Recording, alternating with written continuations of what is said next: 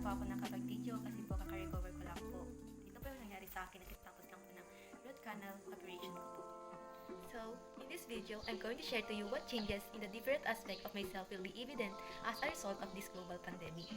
I am going to share to you the changes of myself in physical, material, digital, political, and spiritual self. So, nag-change position po tayo kasi po mainit po doon. So, dito na po ngayon. So, first is physical self.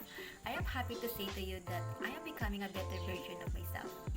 Now, I've learned to love myself in my flaws. I can honestly say that I currently see myself as much more thoughtful and happy individual, and this has affected my social identity as well. I am more considerate, I have better and stronger relationship with my family, and I finally feel like I am part of something relevant and special. Number 2, my material self. I have learned to budget money because before, I am so addicted to online shopping like Lazada and Shopee.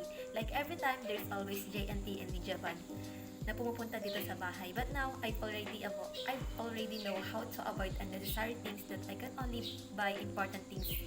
That is only important things that is useful for my everyday life. And I've also learned how to save my money. Because this pandemic, syempre kailangan po nating mag-tipid. Yes. Number 3, my digital self. Also, during this pandemic, it develops my psychological reliance on the ability to stay social connected in social media platforms such as Instagram, Facebook, and Twitter. It often provides us people with a unique online environment to chat with friends and stay updated on news. In fact, social media gives me valuable opportunities to develop my skill and build a positive digital footprint, like for example, broaden connection and understand of the world. Because social media allows me to appreciate different perspectives and worldviews to better understand the world we live in. Number 2, develop stronger communication and technical skills. Because as the world becomes increasingly digitized, social media is now a part of everyday life. I have learned how to effectively communicate online in a valuable skill to prepare myself in the future work opportunities. Number 4, my political self. Over the past 6 months, I've been learning a lot about what sides are. Been in discussion that I highly regret. I highly regret a lot of discussion, but I am stubborn, so I keep going. I don't think I've changed, but I have learned a lot about what sides my position will put me on. Overall, I lean left, but I will be absolutely content with voting for someone on the right. Our President Rodrigo Duterte, for example, no matter how much they dislike him, he's a very nice man who did what he thought was best. Lastly, my spiritual self.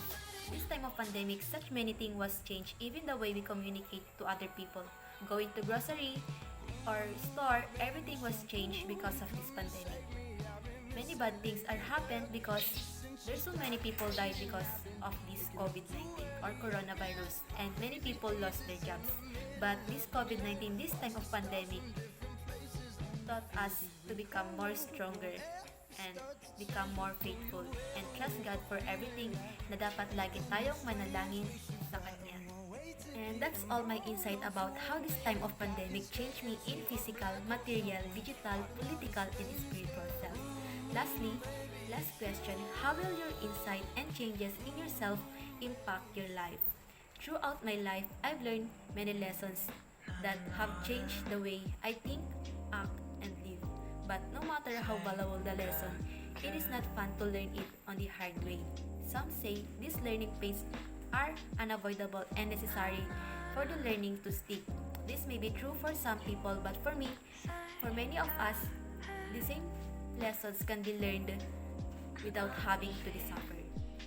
That's all, guys. Thank you for watching. Merry Christmas!